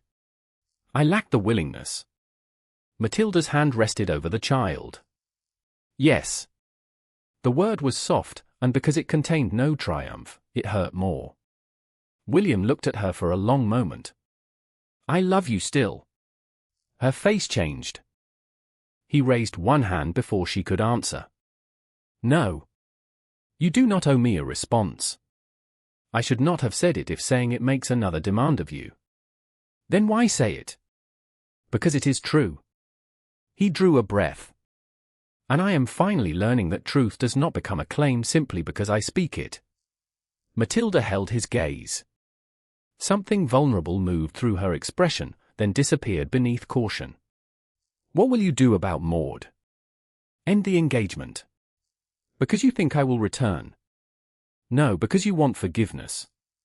No, William's answer came without hesitation. Because I cannot marry a woman whose family appears tied to the destruction of your reputation while pretending the question is separate from my own conduct. He looked toward Harcourt. Send word to Lady Maud Standish. I require a private interview tomorrow morning, with her family properly represented. Harcourt inclined his head. Matilda looked once at the vesta case before Harcourt wrapped it again and returned it to the retained packet. Nothing had moved except understanding. The object remained where it belonged. The engagement, however, would not survive another day. Lady Maud Standish arrived at Greymere House the next morning with her mother and an elderly cousin from the Cardenham side of the family, which was exactly what William had requested. He had no intention of allowing the end of their engagement to become another private conversation later reshaped by memory. The older women were received in the adjoining morning room with the connecting doors partly open. Maud entered the library alone, composed in pale blue silk and carrying herself with the polished calm that had made society call her sensible. William remained standing beside the desk. You sounded very formal in your note, she said. The matter is formal. Maud removed one glove finger by finger. Then I assume this will be unpleasant. Our engagement is ended. Her hand stopped halfway through the second glove. What? I will make the necessary announcement myself. Your family will not be required to invent an explanation. For 1 second, Maud simply stared at him. Then the practiced expression returned. This is because Matilda is pregnant. No, do not insult me by pretending otherwise. You saw her poor, visibly with child, and suddenly every old decision has become unbearable to you. Seeing her forced me to look again. What I found ended this engagement.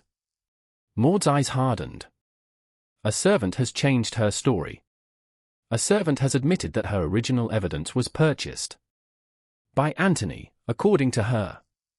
Among other things. Maud turned away, but William had already seen the reaction. Not surprise. Calculation. How much has Harcourt told you? She asked. Enough to know the Bloomsbury chronology was manipulated. Chronology. Maud gave a short laugh. You sound very righteous now that righteousness may return your wife to you. William's expression did not change. Matilda is not my wife. The words cost him, but he said them plainly. And she has promised me nothing. Yet you are breaking an engagement that would stabilize 2 houses for a woman who may never forgive you. Yes. Maud turned back. Then you are a greater fool than I thought. Possibly. Do you understand what this does to Cardenham? William waited. Explain it. The invitation seemed to surprise her. She had prepared accusation, not permission. My father owns land, she said at last. Land is not money.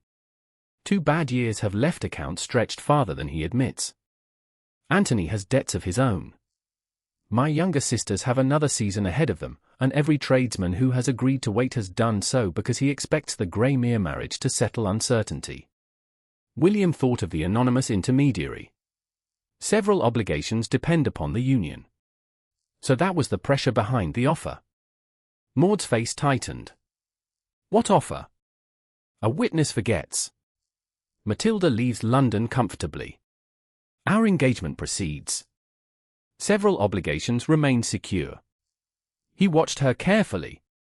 Anthony sent it. Anthony handles his affairs badly. That is not an answer.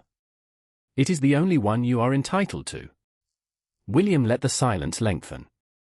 Did you know Matilda would be lured to Bloomsbury? Maud looked toward the open doors leading to the adjoining room. Her mother's voice could be heard faintly beyond them. I knew Anthony intended to make your marriage impossible to continue. How? By giving you what you would believe. The words came quietly. William felt them settle like ice. Did you know Mary Bell would not be there? Maud did not answer. Did you know the chambermaid would be made to swear to an hour? Still nothing. Maud. She looked at him. I knew enough. William's jaw tightened. Enough to know Matilda was innocent? Enough to know she would never beg you once you had condemned her. The chambermaid's statement returned to him. Her pride will finish the work. You counted on her dignity becoming a weapon against her. Do not make it sound poetic. Maud's control finally began to fracture. I counted on her being exactly who she was. Proud. Controlled. Incapable of pleading in a drawing room while you demanded explanation she could not provide. William's voice lowered. And you thought that made what happened acceptable. I thought your marriage was already failing. That was not your decision to make. No. Apparently only dukes may destroy marriages through bad judgment and later call themselves repentant. The blow landed because part of it was deserved. William did not evade it. My failure does not excuse yours. Maud's eyes flashed. And yours does not become noble because you finally admit it. I have not called it noble. He stepped away from the desk. I am ending this engagement because I cannot marry a woman who knew truth was being manipulated and treated that knowledge as strategy. And if Matilda refuses you, then she refuses me. If society laughs, then it laughs. If House Beckwith suffers, then House Beckwith suffers. Maud stared at him as though waiting for the hidden bargain. There was none. You are throwing away the only practical solution available to everyone. No. I am refusing to make another woman pay for what is practical to us. Maud pulled on her gloves with fingers that no longer moved smoothly. At the door she stopped. Anthony will not stand quietly while this ruins him. William looked at her. That is Anthony's choice. You do not know what he will do. Neither do you, apparently. She flinched, then left without another word. By late afternoon, Mr. Bell brought the first indication that Maud's warning had substance. He met William at Harcourt's chambers rather than Greymere House. The chambermaid's brother was approached outside his place of work this morning, Bell said. William's face hardened. By whom? Unknown. No name given. No direct threat. What was said? Bell opened his notes. He was told his sister should remember who had been generous first. William went still. The phrase echoed too closely with the earlier offer to ignore. Anthony. Bell raised one hand. Possibly. We do not know. William looked at him. The correction mattered. You are right. The brother describes a man he does not recognize. We may be able to identify him, but not yet. William's first instinct was to have his carriage brought round and go directly to Anthony. The desire was so immediate that he nearly rang for a servant. Then he remembered Matilda in Mrs. Finch's parlour saying fear did not make his decisions hers. What does the witness want? He asked. Bell's expression eased slightly. An escort between her home and my office for the next few days. Nothing more. Then offer one. She chooses the person. Agreed. Her brother's employer? I have advised him to document any further approaches. Good. William looked toward Harcourt. No confrontation with Anthony. No threat from Greymere. If there is a lawful avenue regarding interference with testimony, use it. Harcourt nodded. That is the wiser course. I am beginning to dislike how often wisdom resembles doing less than I want. Bell almost smiled. That may be useful. William went to Matilda's lodging before dusk. Mrs. Finch remained within call, but Matilda received him alone in the front parlour with the open door between rooms. The work basket sat beside her chair, the christening cap folded inside. William did not sit until she indicated the opposite chair. The engagement is over, he said. Matilda's hand stilled on the basket lid. When? This morning. Before Bell told you about the man who approached the chambermaid's brother.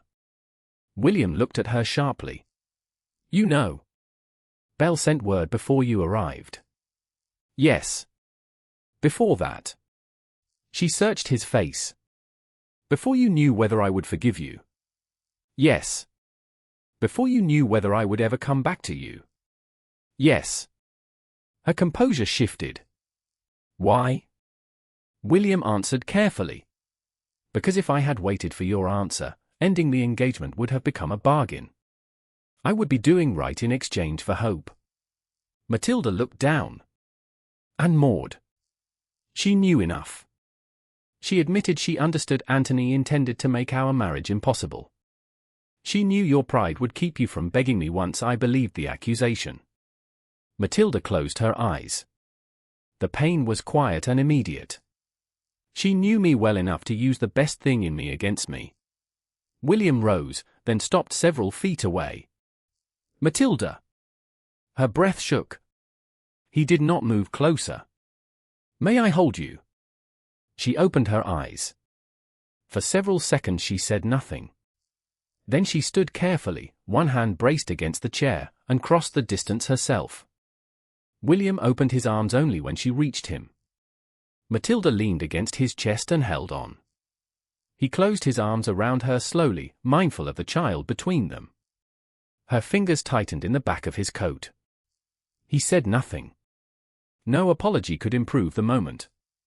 No promise could make it safe. When she finally drew back, her eyes were wet but steady. There is one thing I need from you. Anything I can honestly give.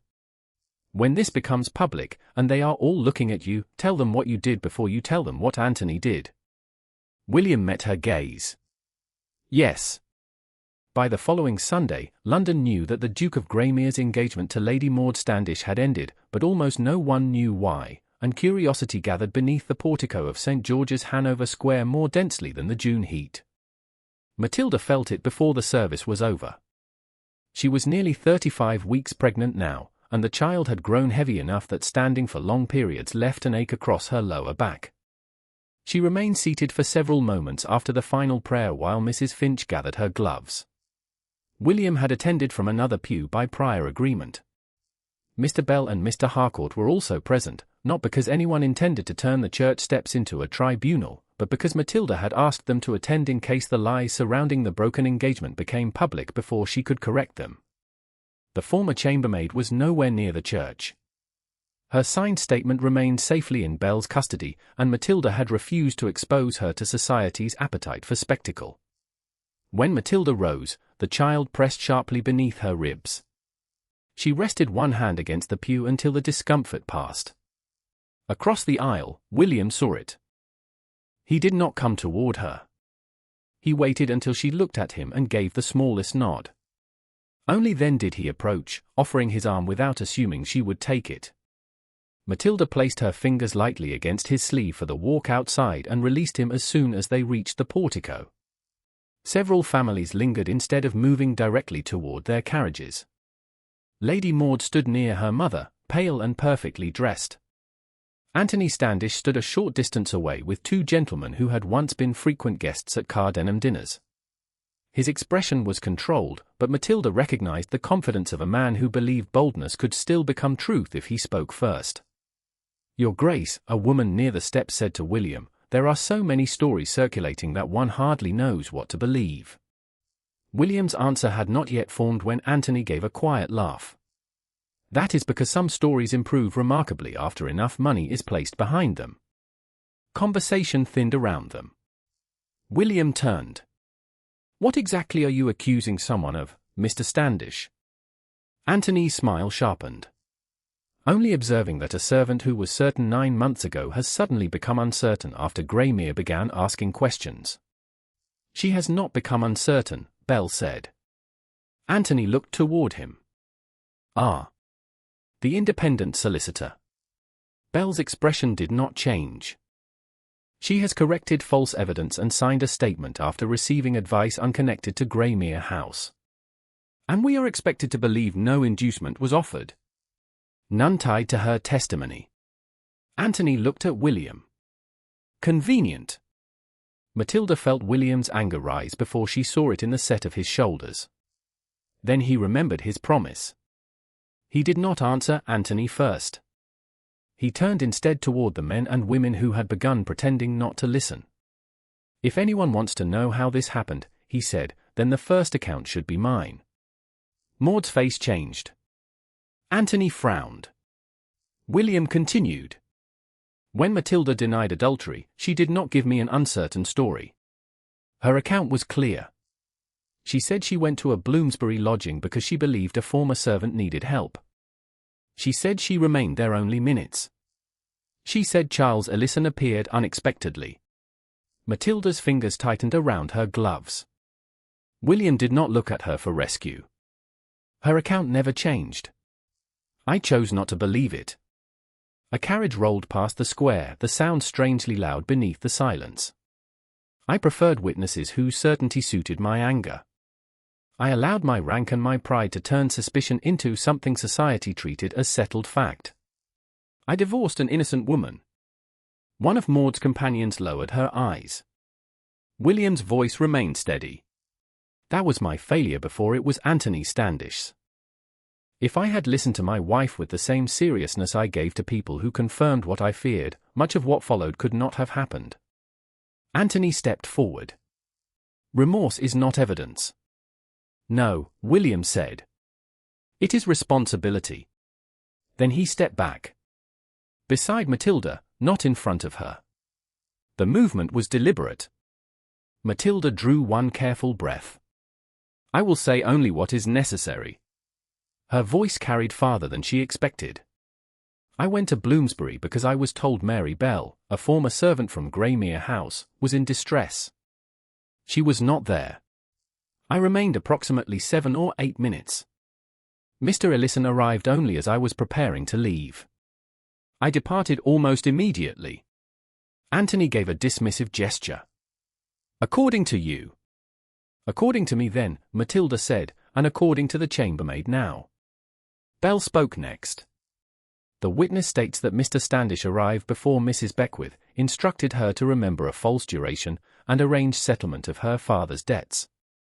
She made that correction without payment, employment, debt relief, or benefit promised in exchange. Anthony's face hardened.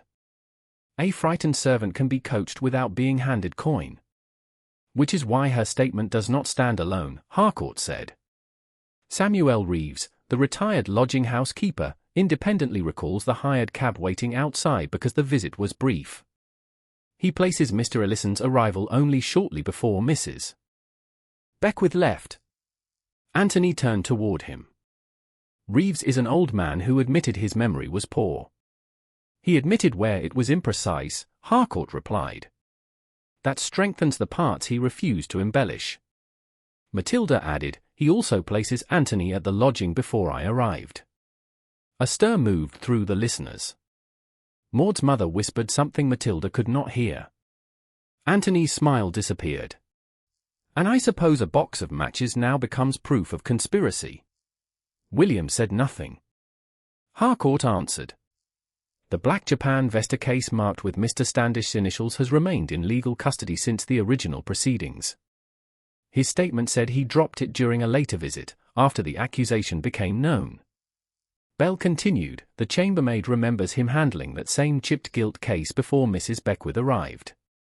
Mr. Reeves independently recalls his presence there that evening, and both accounts are consistent with the Turkish tobacco already in the room. Anthony laughed, but the sound lacked confidence. So now you have servants remembering tobacco and old men remembering doors. Harcourt said, Mr. Reeves remembers you using the rear stair. Anthony answered too quickly. He couldn't have seen me leave by the rear stair. The silence that followed was immediate. Anthony stopped breathing for one visible second. Harcourt's face became very still. I did not say he saw you leave.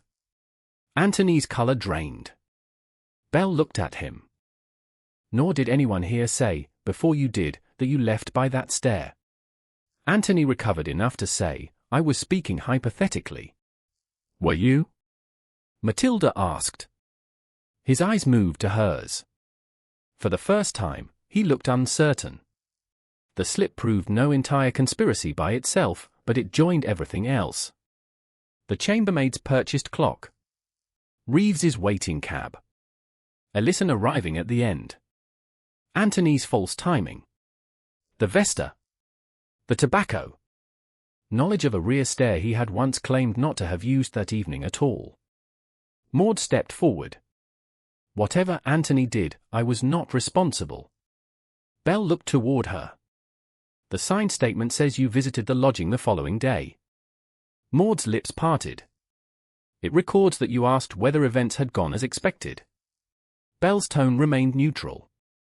It also records the words, her pride will finish the work. Several people looked at Maud differently then. Not with delight. With distance. She drew herself upright. A servant's memory. Supported where possible, Bell said. And left unclaimed where it cannot be. Anthony looked at his sister.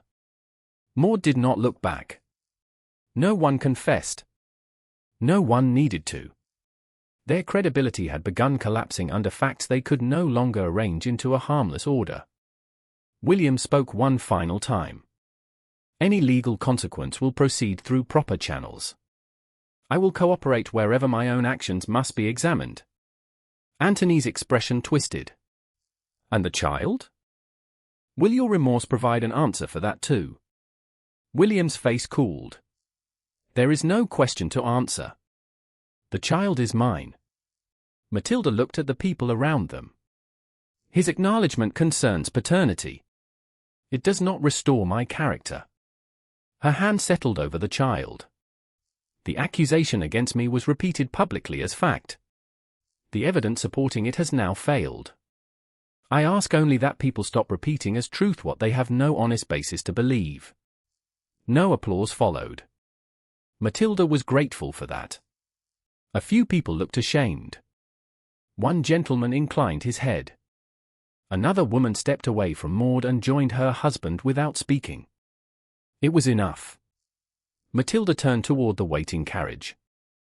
William remained where he was. She had gone several steps before she looked back. Only then did he follow. Later that afternoon, in a quiet drawing-room at Greymere House with the door open to the adjoining room where Mrs. Finch sat within call, Matilda rested in a deep chair while William stood near the mantel. Neither spoke for several minutes. The public burden was over. The private one remained. William finally said, "I love you." Matilda's breath caught. He continued before the words could become a claim. "It isn't a request. It isn't a bargain.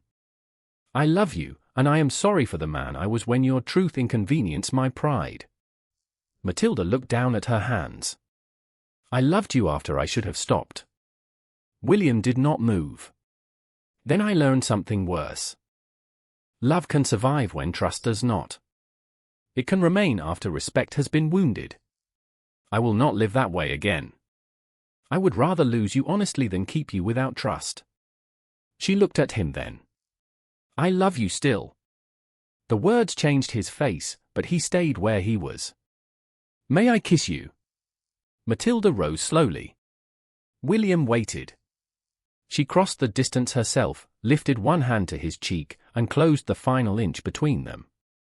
The kiss was gentle, restrained, and unmistakably chosen. When they parted, William did not ask for more. Matilda kept her hand against his face. "Do not ask me to marry you while relief still feels like love. I won't. Court me when life is ordinary." William's voice softened. "If you permit it." "I do." She lowered her hand and held out her fingers instead. William took them carefully. "Then begin there." On the 3rd of August, 1867, Matilda gave birth to a daughter shortly after dawn, and William learned that waiting could require more courage than action. He remained in the morning room below while Mrs. Finch moved quietly through the house and the physician came and went as needed. No one invited him upstairs during the confinement, and he did not ask.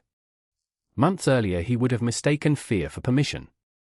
Now he sat with both hands closed around the head of his walking stick and listened to footsteps overhead without pretending father had granted him authority over the room in which Matilda labored. When the physician finally entered, William rose so quickly that the chair shifted behind him. "She's safe, Your Grace." William closed his eyes. "And the child?" "A healthy daughter." His breath left him. "Matilda?" "Exhausted, as she has every right to be. Mrs. Finch will tell you when she wishes to see you." William nodded. "Thank you." He waited another 40 minutes before Mrs. Finch appeared at the door. "She'll see you now." Matilda lay pale against the pillows, her hair loosely braided, the strain of childbirth visible in every line of her face. The baby slept beside her, wrapped in white and impossibly small. William stopped inside the doorway. Matilda looked at him. "You can come closer." He obeyed. "She is very small." That is generally how babies begin. The dryness in her voice nearly undid him. He laughed once, softly, and covered his mouth with one hand. Matilda's expression gentled. "You may hold her." "Are you certain?" "William." "Yes." He sat where she indicated. Mrs. Finch placed the child carefully in his arms. The Duke of Greymere, who had once believed certainty was his natural condition, looked terrified. Matilda smiled. "Support her head." "I am supporting her head." "You look as though she has asked you to settle an international dispute." "I would prefer the dispute." The baby stirred, opened her mouth in a silent complaint, then settled again. William stared down at her. "Hello," he whispered. Matilda turned her face toward the window for a moment, giving him privacy he had not known he needed. The weeks afterward did not transform pain into happiness by magic. Matilda recovered slowly. Some mornings she could sit downstairs for an hour. Some afternoons even visitors she loved exhausted her. William called when invited and left when asked. When a note said she was too tired to receive him, he did not send another asking when she might feel differently. He began to understand that restraint was not the absence of love. Sometimes it was its most visible form. The legal consequences moved with less speed than society preferred. Mr. Bell and Mr. Harcourt preserved the chambermaid's signed statement, Samuel Reeves's account, Anthony Standish's original evidence, and the retained materials from the divorce. Counsel advised that the new evidence be placed before the proper legal authorities regarding the inducement of false testimony and the inconsistencies in Anthony's prior account. Anthony was required to answer serious allegations, though no one pretended the law would resolve them overnight. Social consequence arrived faster. Greymere patronage ended. Creditors who had once waited because they expected a ducal alliance became less patient. The Earl of Cardenham withdrew Anthony's financial support and removed Maud from the London season. Written corrections went privately to several principal households where Matilda's supposed adultery had been repeated as established fact. Not everyone apologized. Matilda did not ask them to. "I don't need them to like me," she told William. "I only needed them to stop calling a lie the truth." By early September she was strong enough for their daughter's christening. The child wore the white cap Matilda had begun in the months when every stitch had been made beside unpaid worries and rejected work. It was finished now, the final ties neat and even. William touched one edge after the ceremony only when Matilda held the child close enough for him to do so. "It is beautiful," he said. "You're allowed to say that." "I have learned to ask." Slowly. Painfully. She smiled. Afterward the cap went back into the same worn work basket. No servant was instructed to replace the basket because it looked shabby beside better furniture. Autumn passed. William courted Matilda openly and without treating courtship as a formality preceding an inevitable answer. He brought books only after asking what she wanted. He visited the child without using fatherhood as an excuse to remain when Matilda wished to rest. He asked before arranging carriages. He accepted refusal without turning silent or wounded. By December, Matilda agreed to spend several weeks at Merehaven Park in Kent.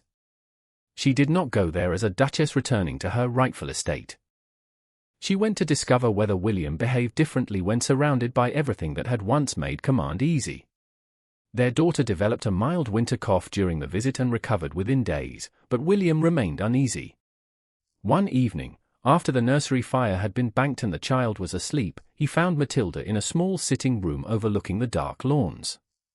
"I would rather you stayed here until spring," he said. Matilda looked up from her sewing. "Because of the cough?" "Because London air is worse, and because the physician said country air may benefit her." "He said it may." William nodded.